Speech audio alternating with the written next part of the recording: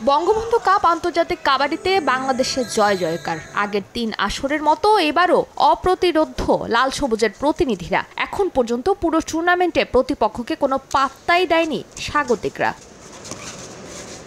মিরপুরের শহীদ সোহরাওয়ার্দী ইনডোর স্টেডিয়ামে গ্রুপ পর্বে নিজেদের চতুর্থ ম্যাচ পোল্যান্ডের বিপক্ষে নামে বাংলাদেশ। ম্যাচের শুরু থেকেই পলিশদের চেপে ধরেন আর্দুজ্জামান আলামিনরা। ম্যাচের তৃতীয় মিনিটেই প্রথম লোনা তুলে নেয় বাংলাদেশ। ষষ্ঠ মিনিটে দ্বিতীয় লোনা পেয়ে ১৯-২ পয়েন্টে এগিয়ে যায় স্বাগতিকরা। প্রথমার্ধে কোনো প্রতিদ্বন্দ্বিতাই গড়তে পারেনি এই আসরের ইউরোপের একমাত্র প্রতিনিধি পোল্যান্ড।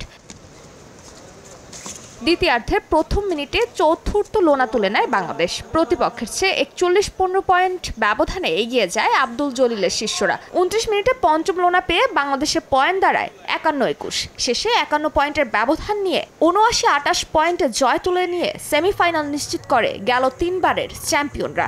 একাই ২৫ পয়েন্ট নিয়ে ম্যাচ সেরার পুরস্কার জেতেন দলের অধিনায়ক। প্রত্যেকটা প্লেয়ারই জিততে চায় এবং প্রত্যেকটা প্লেয়ারই তার সর্বোচ্চ ভালো খেলাটা উপহার দিতে চায়। আমিও সর্বোচ্চ চেষ্টা করেছি, ভালো খেলেছি, দল ভালো করেছে। আমাদের টিমের কমিউনিকেশনটা এত সুন্দর হচ্ছে যেটা আসলে ভাষায় প্রকাশ করা যায় না। যদি আমাদের এভাবে সবাই সুস্থ থাকে, খেলার ধারা অব্যাহত থাকে, তাহলে আমরা আশা করছি আমরা চ্যাম্পিয়ন হব ইনশাআল্লাহ। দেশের জাতীয় খেলার উন্নয়নে নানা পরামর্শ দেন জাতীয় দলের অধিনায়ক। দেশের বিভিন্ন অঞ্চল থেকে প্রতিভাবান খেলোয়াড় তুলে আনতে ফেডারেশনকে উদ্যোগী হওয়ার আহ্বান জানান তিনি। হাডুডু বেশিরভাগ প্লেয়ারই গ্রামের প্লেয়ার, তো আসলে আমাদের পৃষ্ঠপোষকতার অনেক অভাব আছে।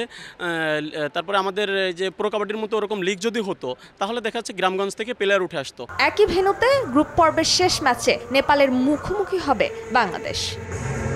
ফারজানা জাহান প্রিয়া, সময় সংবাদ, ঢাকা।